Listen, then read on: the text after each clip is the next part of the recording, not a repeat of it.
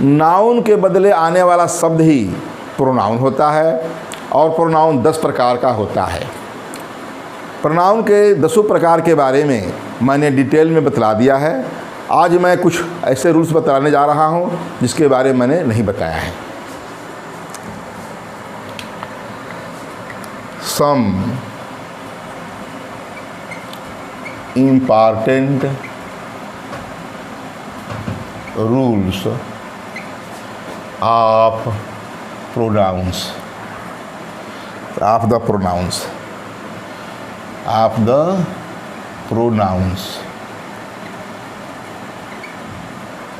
Some important rules of the pronounce.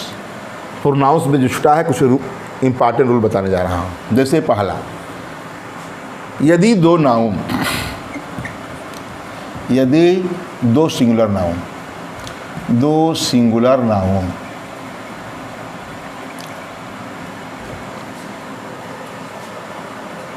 And से जुड़े हों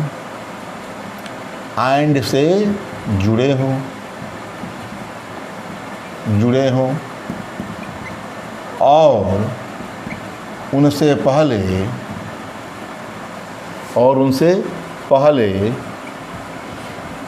ईच या इभरी लगा हो या लिखा हो। उनसे पहले ईच या इभरी लिखा हो या लगा हो, लिखा हो। हाँ, लिखा ही है, इसलिए कि हमको करेक्ट इनकरेक्ट करना है। लिखा हो तो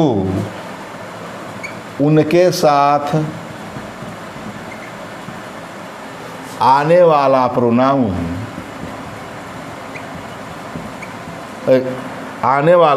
हाँ ठीक है, आने वाला प्रोनाउन और वर्ब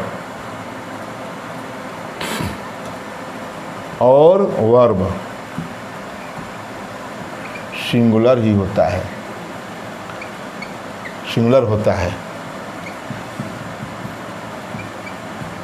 ठीक। दो सिंगुलर नाउन्स एंड से जुड़े हो और उनसे पहले ईच या इभरी हो, तो याद रहे उनके साथ जो आगे आने वाला प्रोनाउन होगा वो भी सिंगुलर होगा और वर्ब भी सिंगुलर होगा। ऐसे तो ये प्रोनाउन छोड़ करके वर्ब सिंगुलर होगा, ये वर्ब वाले पोर्शन में बताया जाता है, क्योंकि ईच और इभरी ये दोनों बहुत विचित्र अर्थ रखते हैं। जैसे बात करता हूँ, इभरी बॉय एंड इभरी टीचर। अब एंड है, बॉय भी है, या भी टीचर भी है, तो हैव डन दियर वर्क। इसी तरह दिया रहता है इनकरेक्ट करके। लग भी रहा है कि बॉय है अलग और टीचर भी अलग है, तो हैव सही है और दियर भी सही है प्रोनाउन, किंतु ये इनकरेक्ट है। करेक्ट क्या होगा? करेक्ट ये होगा कि ईच या इभरी टीचर और इभरी बॉय सिंगुलर नाउन है, टीचर भी सिंगुलर नाउन है, ठीक। Singular noun S N and से जुड़े हैं, किंतु बॉय से भी पहले इभरी है और टीचर से पहले भी इभरी है। तो ऐसा होने पर इनके साथ सिंगुलर वर्ब होगा, हैव नहीं होकर हैज होगा, और आने वाला प्रोनाउन भी सिंगुलर होता है। तो दियर जो है प्लूरल है, यहाँ हिज होगा क्योंकि दोनों पुरुष है, बॉय और teacher. Every boy and every teacher has, देख लिए हैज लगा, डन, और दियर हिज वर्क। क्या देखा? सिंगुलर वर्ब हो गया, एस वर्ब, और क्या है? सिंगुलर प्रोनाउन हो गया। ठीक है, देखा है ना? ये मोस्ट इम्पॉर्टेंट रूल है। हमेशा पूछता है किसी भी कंपटीशन में चाहे वो टीजीटी हो चाहे टीटी हो, किसी कंपटीशन में पूछता है। तो every boy and every teacher के साथ क्या लगेगा, हमारा इज लगेगा, इसमें वाज लगेगा, हैज लगेगा। कहने का मतलब प्रेजेंट इंडेफिनिट में है तो वर्ब का एस फार्मूला लगेगा। तो हैव डन दियर वर्क, ये दोनों हैव भी गलत था और दियर भी गलत था। उसके जवाब पर क्या किया गया, every boy and every teacher has done his work. ठीक, अब दूसरी रूल बात करते हैं।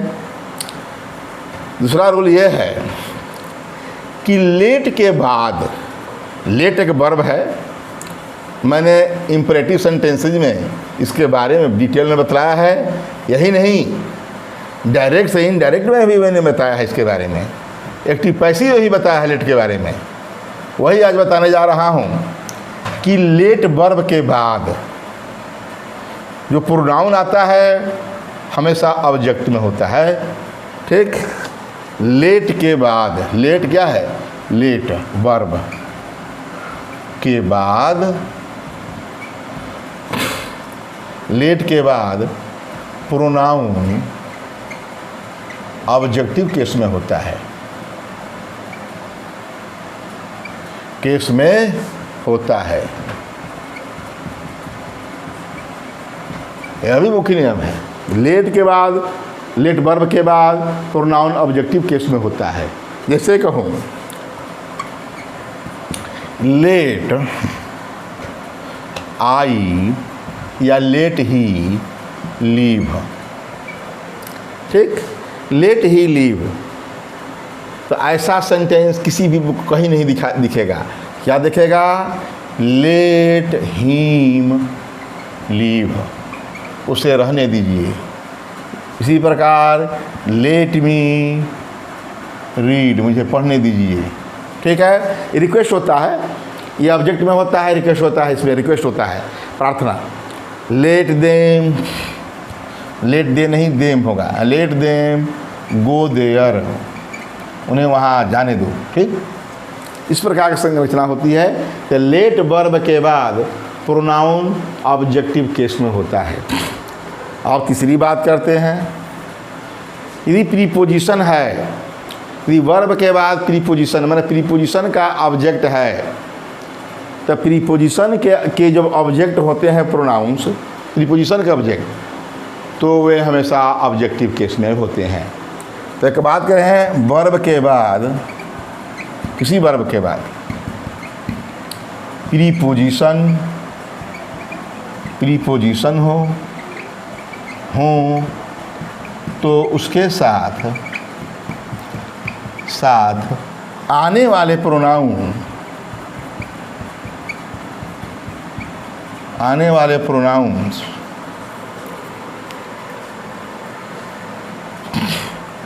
ऑब्जेक्ट में, ऑब्जेक्टिव केस में होते हैं, केस में होते हैं।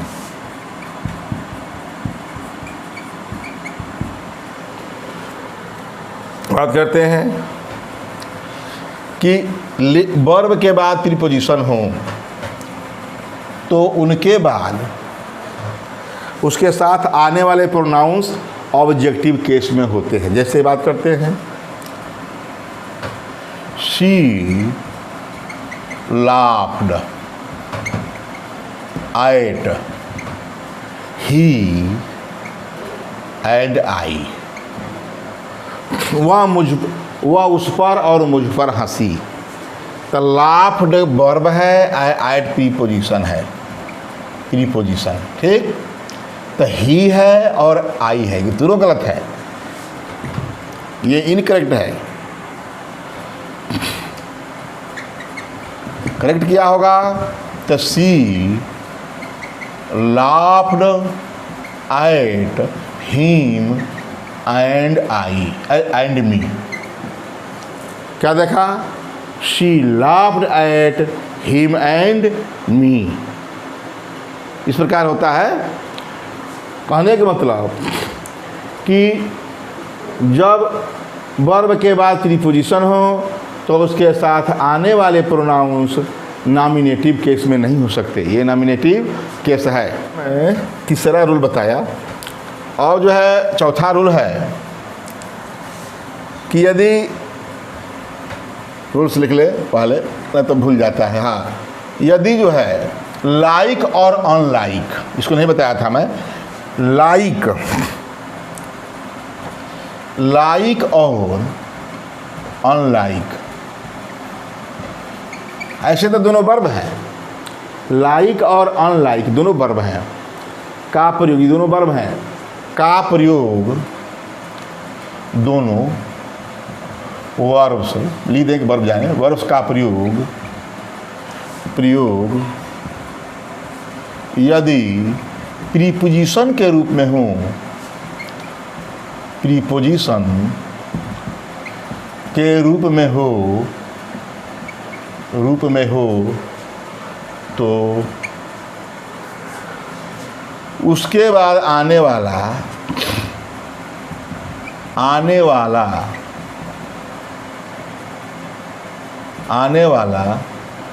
प्रोनाउन ऑब्जेक्टिव केस में होता है, ऑब्जेक्टिव केस में होता है,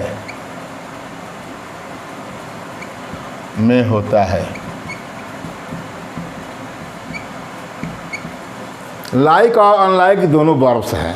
दोनों वर्ब्स का प्रयोग यदि प्रीपोजिशन के रूप में हो तो, मैं पहले कह दें कि वर्ब के रूप में होते हैं, वर्ब तो है ही, पसंद करना नापसंद करना, तो दोनों का प्रयोग यदि प्रीपोजिशन के रूप में, प्रीपोजिशन का भी काम करते हैं, तो उसके बाद आने वाला प्रोनाउन ऑब्जेक्टिव केस में होता है। जैसे मैं बात करूं, माई सन लुक्स लाइक आई, दिया है कहीं माई सन लुक्स लाइक आई, ये लाइक जो है प्रीपोजिशन काम कर रहा है, ठीक। तो माई सन इसका इनकरेक्ट है ये, तो करेक्ट क्या होगा, माई सन लुक्स लाइक मी, ये करेक्ट है। लुक्स लाइक मी, लुक्स दिखता है लाइक मेरे समान, मेरा बेटा मेरे समान दिखता है, ये प्रीपोजिशन हुआ लाइक, वर्ब नहीं, वर्ब तो ये है, वर्ब है, ये सब्जेक्ट है, और ये प्रीपोजिशन है, और ये प्रीपोजिशन का ऑब्जेक्ट है, ठीक हो गया। या ये दूसरा एग्जांपल दें, यू आर लाइक, दिया है यू आर लाइक या अनलाइक सी, कोई लिखा है यू आर, लग रहा है कि यू जो है सब्जेक्ट है, ठीक है, तो सी भी सब्जेक्ट कोई नहीं, तो यू आर लाइक सी नहीं लिख सकते, यहाँ हर लिखना है। मैं कहा कि यू आर लाइक, यहाँ यू सब्जेक्ट, आर जो है क्या है, लिंकिंग वर्ब है, और ये क्या है, ऑब्जेक्ट है, ये लाइक प्रीपोजिशन है, इस प्रीपोजिशन का आपके का ये कॉम्प्लीमेंट है ऑब्जेक्टिव केस में, तो ये ऑब्जेक्ट का काम किया, ठीक। तो यू आर लाइक हर, देखा सब्जेक्ट वर्ब कॉम्प्लीमेंट वाले ऑब्जेक्ट है, और इसमें क्या है, माई सन लुक्स लाइक मी, तो आई नहीं लिखा जा सकता, ही नहीं लिखा जा सकता, यहाँ ऑब्जेक्ट के रूप में लिखना है।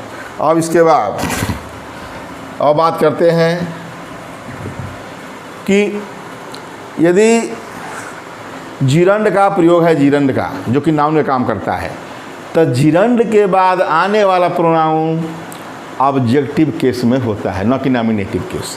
जिरंड के बाद आने वाला प्रोनाउन, जिरंड मतलब बर में आईएनजी, बर प्लस आईएनजी, ये जिरंड है। जिरंड का के बाद आने वाला प्रोनाउन, जिरंड के बाद आने वाला प्रोनाउन ऑब्जेक्टिव केस में होता है। ऑब्जेक्टिव केस के बारे में बहुत मैंने बताया, ये सब छूट गया था, में होता है, और किसी के प्रोनाउन के प्रकार में बताना संभव ही नहीं था, ये बता दिया जिरंड के बाद आने वाला प्रोनाउन ऑब्जेक्टिव केस में होता है। बहुत बड़ी गलती करती है, जैसे saying he was not good. अब दिया है example, saying he was not good. तो याद रहे ये सेइंग ही वाज मैंने लिखा, सेइंग तो खुद सब्जेक्ट काम करता है, जिरंड नाउन, ये जिरंड जो है नाउन का काम करता है। तो ये जिरंड जो है क्या है, नाउन है, मतलब सब्जेक्ट का भी काम करता है, ऑब्जेक्ट का भी काम करता है कहीं। तो यहाँ जो है सेइंग जब जिरंड है, जिरंड क्या है, नाउन का काम कर रहा है, ठीक। तो वह जो है इसके बाद सब्जेक्ट हो ही नहीं सकता, ये जाहिर सी बात है। तो जब इसका सब्जेक्ट नहीं होता क्या होगा, हिम ऑब्जेक्ट होगा। तो ये इनकरेक्ट था, तो करेक्ट क्या होगा, saying him was not good. Saying him was, उनसे कहना अच्छा नहीं था। Saying he was not good नहीं, सेइंग ही, वह ये बता रहा है कि वह अच्छा नहीं था, अरे उनसे कहना अच्छा नहीं था, ठीक। तो ये हो गया। और जो है रूल नंबर 6 ये बताने जा रहा हूँ, यदि दो नॉमिनेटिव प्रोनाउन की तुलना की गई है, या ये कहें एज या देन के पहले यदि कोई नॉमिनेटिव केस का प्रोनाउन है तो उसके बाद भी नॉमिनेटिव केस का प्रोनाउन होगा, ये बताना है। ये कहे कि या ये यदि दो नॉमिनेटिव केस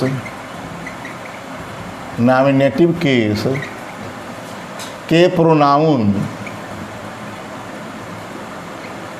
यहाँ प्रोनाउन पढ़ा रहा हूँ, नाउन भी हो सकता है, एक पहला नाउन भी हो सकता है, दूसरा प्रोनाउन भी हो सकता है। तो पहले नाउन रहेगा, दूसरा प्रोनाउन रहेगा। यदि दो नॉमिनेटिव केस के प्रोनाउन के बीच तुलना की गई है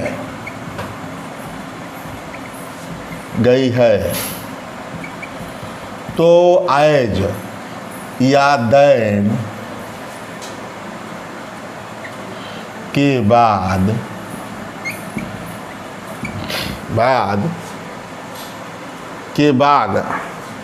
और पहले, एज या देन के बाद के पहले और बाद, ये लिख देते हैं और बढ़िया रहेगा। एज तो एज देन के पहले और बाद नॉमिनेटिव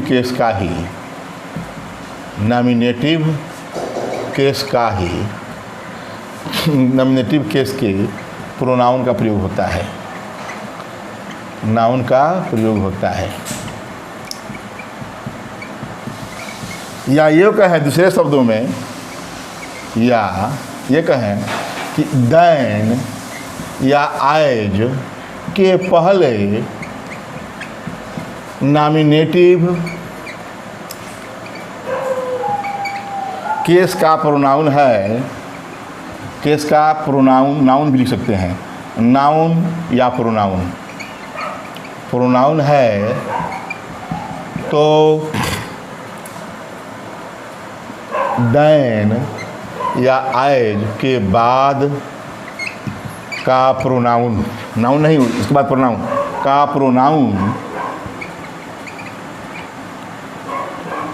प्रोनाउन भी नॉमिनेटिव होगा। मैंने इसी बात को मैंने दो नियम लिख दिया, देन या एज के पहले यदि नॉमिनेटिव केस का कोई नाउन है, किसी का नाम है या प्रोनाउन है, तो देन एज के बाद आने वाला प्रोनाउन भी नॉमिनेटिव होगा। के बाद, हाँ, देन एज के बाद का प्रोनाउन भी नॉमिनेटिव होगा। बहुत बढ़िया। जैसे मैं कहूँ कि Ram is taller than me, मैं कहूँ Ram is taller than me, नाम के जवाब मैं ही भी लिख सकता हूँ एक के बार में, he is taller than me, तुलना हो गई दैन। तो दैन के पहले जो है यदि यह ही है या राम है, नाउन है या ये है, नॉमिनेटिव प्रोनाउन है, नॉमिनेटिव केस है, तो याद रहे यहाँ भी मी नहीं होगा, आई होगा। तो क्या होगा, ये इनकरेक्ट है, करेक्ट क्या होगा, ही, और राम रहने देते हैं, ठीक है। He is taller than, he is taller than I. देखा कि he is taller than I. इसमें बात करते हैं। दूसरा, she is as clever as him. अब है she is as clever as him, ये अभी गलत है, हिम नहीं हो सकता, तो इसका ये भी इनकरेक्ट हो गया। तो करेक्ट क्या होगा, तो she is as clever as he. ठीक, तो एज होता है, तो she is as clever as he. यहाँ ही होगा, हिम नहीं होगा, यहाँ आई होगा। तो दैन या एज के बाद यदि पहले ही है तो यहाँ भी ये उसी प्रकार का होगा। मैंने नॉमिनेटिव है तो अभी नॉमिनेटिव। और जो है 7वां रूल, इसी में यदि दो नॉमिनेटिव केस के प्रोनाउन, ये तो बताया तुलना की गई है। यदि किसी वर्ब के ऑब्जेक्ट के बीच में तुलना की गई है, ये कहें कि यदि किसी वर्ब के ऑब्जेक्टिव केस की तुलना की गई है तो दो प्रोनाउंस जो है होंगे तो दोनों ऑब्जेक्टिव केस में ही होंगे। यदि किसी वर्ब के, या ये कहें कि यदि दो ऑब्जेक्टिव केस के प्रोनाउन की तुलना की गई है, यदि किसी वर्ब के दो, या किसी सेंटेंस में दो ऑब्जेक्ट के बीच में तुलना की गई है। यदि किसी सेंटेंस में दो ऑब्जेक्टिव केस के बीच तुलना, या ये कहे एज या दैन की गई है, के बीच तुलना हो, या एज या दैन हो। क्लियर हो गया, तुलना हो गया। यदि किसी सेंटेंस में दो ऑब्जेक्टिव केस के बीच तुलना हो तो दोनों ऑब्जेक्टिव केस में होते हैं दोनों प्रोनाउन। तो दोनों प्रोनाउंस ऑब्जेक्टिव केस में होते हैं,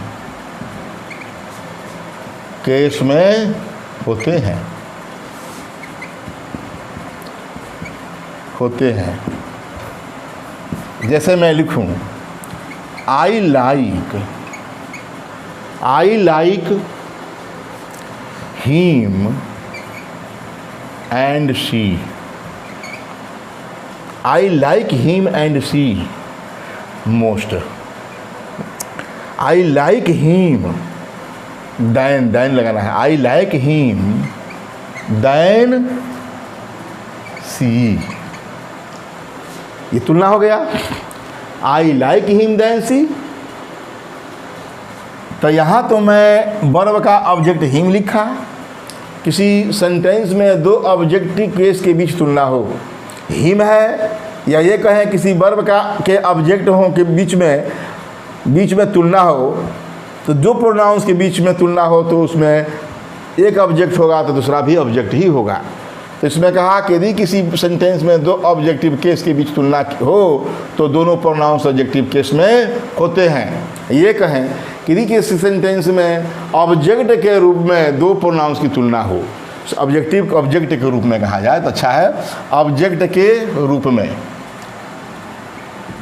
कि सेंटेंस में दो ऑब्जेक्ट, सेंटेंस में वर्ब के ऑब्जेक्ट के रूप में, वर्ब के सही के ऑब्जेक्ट के रूप में, ठीक, ऑब्जेक्ट के रूप में किसी वर्ब के, किसी सेंटेंस में वर्ब के ऑब्जेक्ट के दो ऑब्जेक्ट के बीच, ठीक हो गया।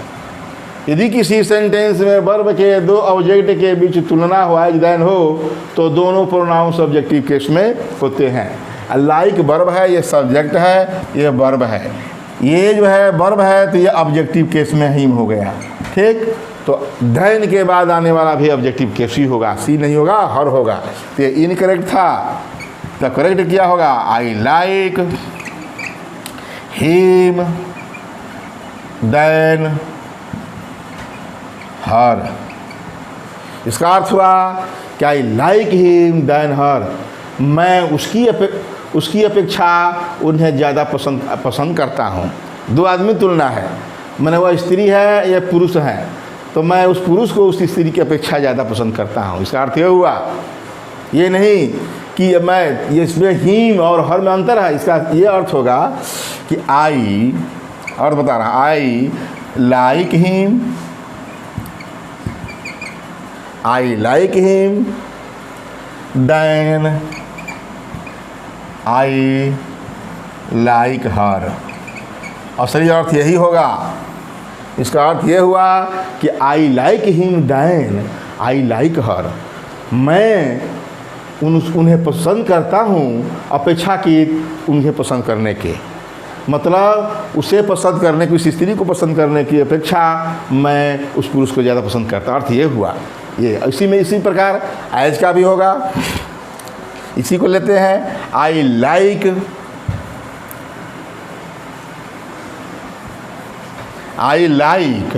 Him, I like him as, I like him as her. ठीक, इसका मतलब I like him as much as her. ज़्यादा तुलना होता है, मच होगा, दो होगा तो as much as her. I like him as much as her. इसका अर्थ ये होगा कि I like him as much and, यही होगा, I like him as much as her. मतलब इसमें दोनों को समान कर रहा है कि I like him as much as her, मैं उसे उतना ही पसंद करता हूँ जितना कि उसे। इसमें दोनों अध्ययन रहेगा, तो इसमें दूसरे वाले की अपेक्षा पहले को ज़्यादा पसंद हो रहा है, और एज से तुलना है तो दोनों का बराबर। I like him as much as her, मैं उसे उतना ही पसंद करता हूँ जितना कि उसको। ठीक है, इस प्रकार मैंने ये बताया। अब आगे बात करते हैं। एक ईच छूट गया था, ईच का प्रयोग मैंने बताया था डिस्ट्रीब्यूटिव प्रोनाउन के रूप में। अब ईच का प्रयोग, यदि ईच का प्रयोग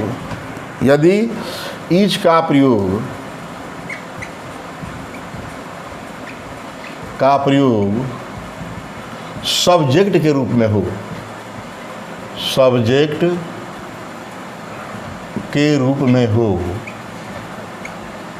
में हो, तो उन्हें वर्ब, मैंने मुख्य वर्ब से पहले या सहायक क्रिया है तो सहायक क्रिया और मुख्य वर्ब के बीच में रखते हैं। तो यदि ईच का प्रयोग सब्जेक्ट के रूप में है तो उसे मेन वर्ब से पहले या हेल्पिंग वर्ब होने पर हेल्पिंग वर्ब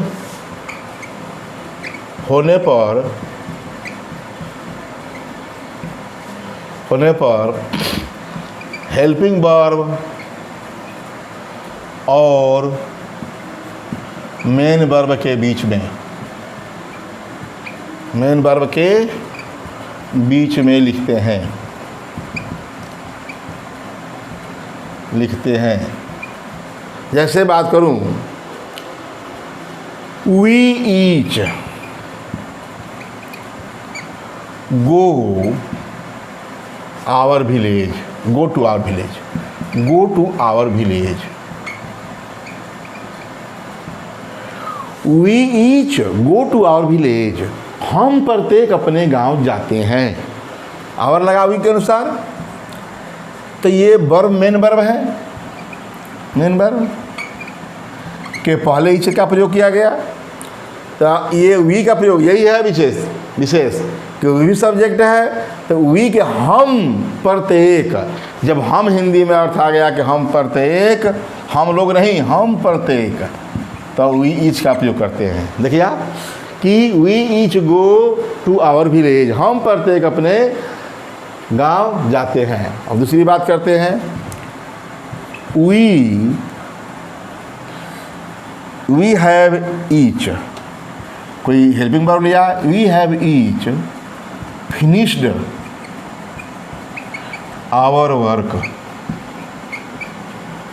क्या है? ये हेल्पिंग वर्ब है और फिनिश्ड मेन वर्ब है, मेन वर्ब, और ये हेल्पिंग वर्ब एच भी, तो इसके बीच में ईच का प्रयोग किया गया।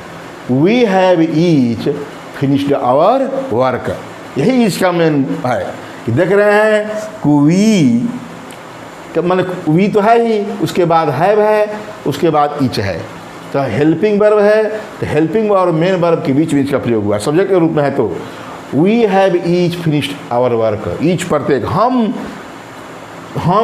प्रत्येक ने अपना काम पूरा कर लिया है। यहाँ we each go to our village, हम प्रत्येक अपने गांव जाते हैं। ठीक है। अब जो है इसका ऑब्जेक्ट के रूप में है, तो यदि ईच का प्रयोग ऑब्जेक्ट के रूप में है, नहीं, यदि किसी वर्ब का ऑब्जेक्ट के बाद कोई फ्रेज है, मतलब नाउन है और उसमें एक से अधिक शब्द है, तो अब क्या होगा, ईच का प्रयोग कहाँ होता है ये बताना है। यदि किसी वर्ब के ऑब्जेक्ट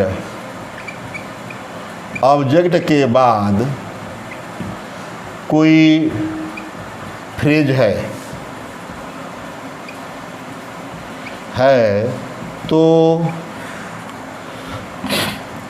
तो ईच का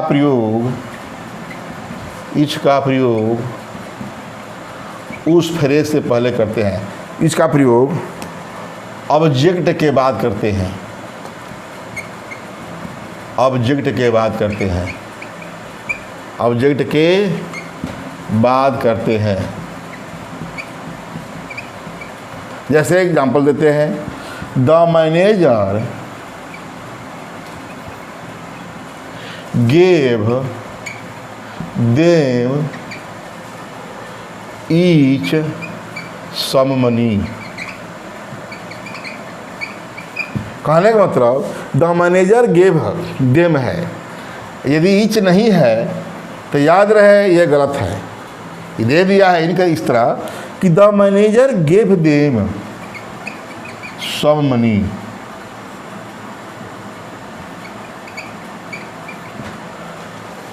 ये देम ऑब्जेक्ट है, ये मैनेजर सब्जेक्ट है, ये वर्ब है, ये ऑब्जेक्ट है, और ये फ्रेज है। क्या है? Phrase. Some money, money noun है, उसके बाद सम लगा है, इसी को फ्रेज कहते हैं हम। कहने का मतलब कि तो ये क्या करना है हमको, ईच का प्रयोग ऑब्जेक्ट के बाद, मैंने इस फ्रेज से पहले करना है। तो क्या होगा, इनकरेक्ट हुआ ये।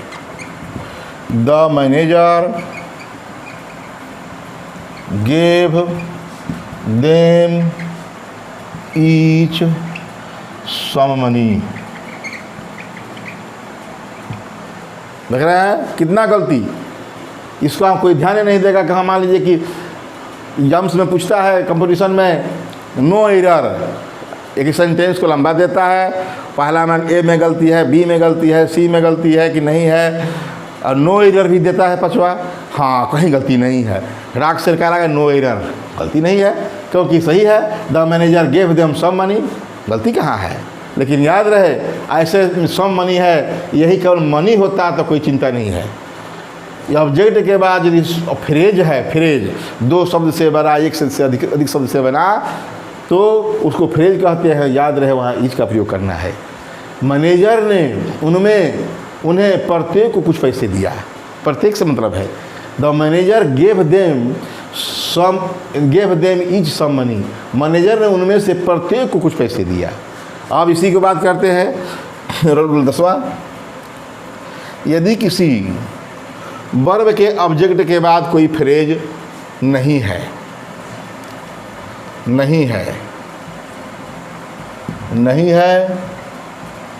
तो के बाद फ्रेज नहीं है तो ईच का प्रयोग ऑब्जेक्ट के बाद नहीं करते हैं।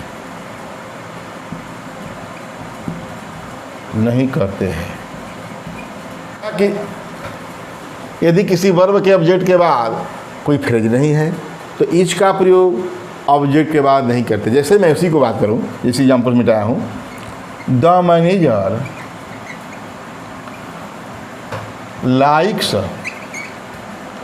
देम। अब बात आती है द मैनेजर लाइक्स देम, सही है, लेकिन यहाँ देम ईच ऑफ देम का प्रयोग करना है। करेक्ट में इनकरेक्ट है। The manager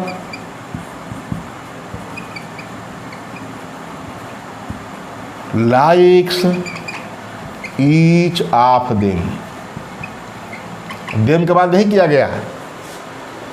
the manager likes each of them, यहाँ लिखा है the manager likes them each, यहाँ ईच लिखा रहेगा बाहर। ठीक, अब सही।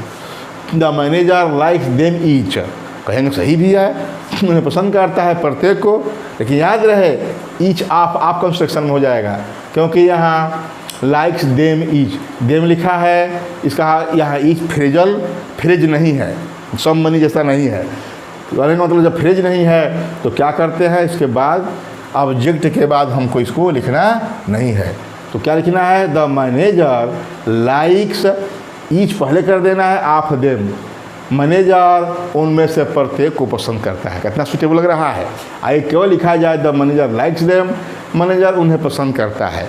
उनकी अपेक्षा डिस्ट्रीब्यूटिव प्रोनाउन ईच का प्रयोग कितना अच्छा है।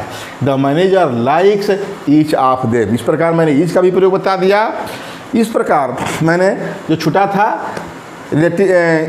प्रोनाउंस के रूल्स जो है 10 रूल्स मैंने बतलाया, जो कि 10 प्रकार में नहीं बता सका था, छूट गया था। इस प्रकार मैंने प्रोनाउंस को भली भांति बतला दिया। और इसके बाद मैं एडजेक्टिव शुरू करूँगा।